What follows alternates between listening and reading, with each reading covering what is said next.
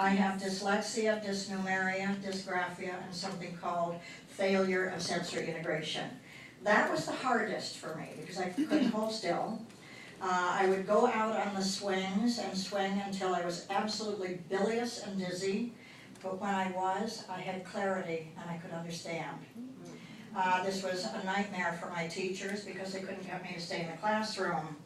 I did not learn to read until I was 14 years old. How I managed to advance from one grade to the other, I'm not sure. I was adept at cheating. My teachers, believe it or not, were the last people on earth. I wanted to know that I was stupid, and I thought I was. So I didn't want them to know that I didn't understand any of it, but I didn't want them to know. And the thing of it is, in my family, they take the youngest child, at about 4, they put a book in their hands, and they put honey on the cover of the book. The family surrounds the child and says, now taste. And when the child tastes, the family says, what does this taste like? And the answer is, well, this is sweet.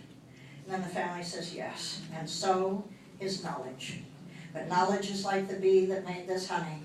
You're going to have to chase it through the pages of a book. This wasn't coming true for me. It just wasn't happening.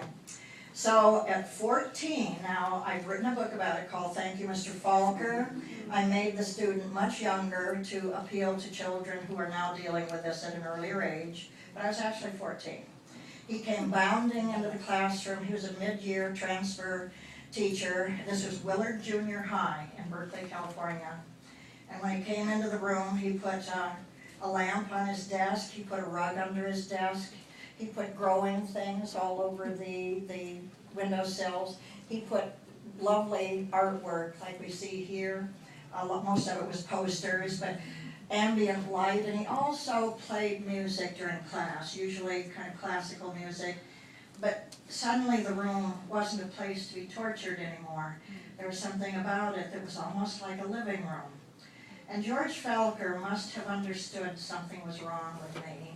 Mind you, he was the last person on the planet I wanted to know. So I wanted him to love me, and I knew he wouldn't. And one day he asked me to stay after school and help wash blackboards. Now, I just said a word these young people have no idea. They didn't have smart boards in the old days. They literally had slate. Actually, they did have a lashing out to modern. Remember when they turned green and the chocolate and yellow? But you had to wash it at the end of the day. It got so covered with dust you couldn't see. So one day he asked me to come in and wash blackboards with him. And this was an honor. And think of it, we live in times now, any male teacher is not allowed to be alone with a female student. What have we become? So he asked me to come, and I remember coming with my little bucket and my little sponge. And he turned on My Fair Lady. I'll never forget this. So I'm dousing that, and I'm going like 90 on the board. But he came up behind me and asked me to make symbols and numbers because he knew. And when I was making it on a surface this big, it showed very directly what my mind was doing. Your brain is actually what sees, your eyes don't. My brain was misinterpreting everything. And I remember when I realized, oh God, now he knows. And he dropped to a knee next to me, he put his arm around me, he said, oh Patricia, you've been suffering all this time for absolutely nothing. He said, you know, there's hundreds of people like you. And I said, you mean stupid and dumb? He says, you're not dumb. You fooled us all these years, and somebody who can do that's pretty darn smart.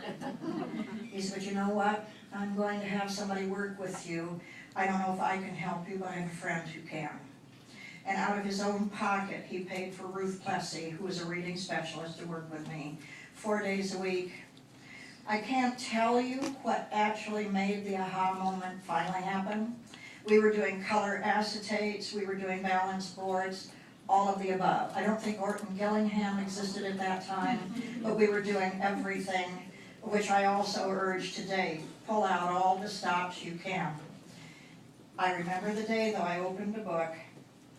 I saw a line of writing, got a mental image, opened my mouth, and the same thing came out of my mouth that was on that page. And not only that, I understood its meaning and realized words and shape is sound. and I go through a Rolodex and recreate the sound, there was the word. I got a paragraph, then an entire page. I remember running all the way home that day, and my mother was teaching, she wasn't even home, and I ran in the house and scrambled into the kitchen, got up, grabbed a jar of honey, went to my mother's bookshelf, pulled out the thickest book I could find, poured the honey on the cover, and sat there and had the honey and sobbed because I knew George Felker had changed my life. What I will say to you, I believe all teachers do this. You do it every day. If you're a teacher, if you're a librarian, you're also an amazing teacher. I think teachers do this routinely. And the sadness is we students don't get a chance to come tell you what you did for us. But think about it, you put us right at that threshold of your room, and you turn us outward, and you get behind us, and you give us a push, and you say, now, fly. I gave you the wind. Get those wings out. Fly. And we do. Rarely do we get a chance to come back. I, 30 years later, got to see George Felker again. We were at a wedding, and by then he was in his 70s, but he was still exquisitely handsome. And I was sitting at a table with my family. When he walked in the room, I stumbled to get to him. And I grabbed his lapels and I said, oh, Mr. Felker, you probably don't remember me. You were my teacher and you saved my life. Can I tell you what you did? And he said, why, certainly. So he sat and we talked and we laughed and we cried and we cried and we laughed. And finally he leaned in and said, well, Patricia, what do you do for a living? And I said, Mr. Felker, I make books for children, and none of them would exist had you not walked in that room that day. My 2 children would have never been born. I wouldn't be sitting here. You have no idea what you stopped me from doing that day. Heroes. I also, what precipitated my heart incident, I didn't have a heart attack, luckily, but I had 3 blockages. But I had just been to Sandy Hook School in Connecticut. The principal there was a personal friend, and Vicki Soto, personal friend. And I had just been out in the barn doing chores, and I had gotten some pain in the chest. Incidentally, if you have heart issues and don't know it, go out and do work in the cold, you're gonna know it. Because it'll cause something. At any rate, I'd had an EKG that day, I was fine. And then I watched the television, and there they are, 22 babies, and those brave, brave people. And I know many of the teachers who survived, so when I say teachers are heroes, you better believe me. These people stepped in front of bullets, but equally the ones who didn't, and who are still there, that's heroic, because they're there every day and tortured by what happened. So I believe teachers are the last standing heroes we have, and there are countless people who would have never landed on their feet if it hadn't been for their librarians and their teachers. So anyone in this room who is a teacher, I commend you. I believe you were picked and chosen to be what you are. And I know these days we live in a country that does not honor our educators. One could almost argue it is more important to America as a society. They're more picky about who they leave their pets with than who they leave their children with. You, as educators, are with my child more hours a day than I am. And I honor your commitment. And anyone in this room that isn't a teacher and you think it's simple to teach, get permission from the principal of your child's school. Go on in there.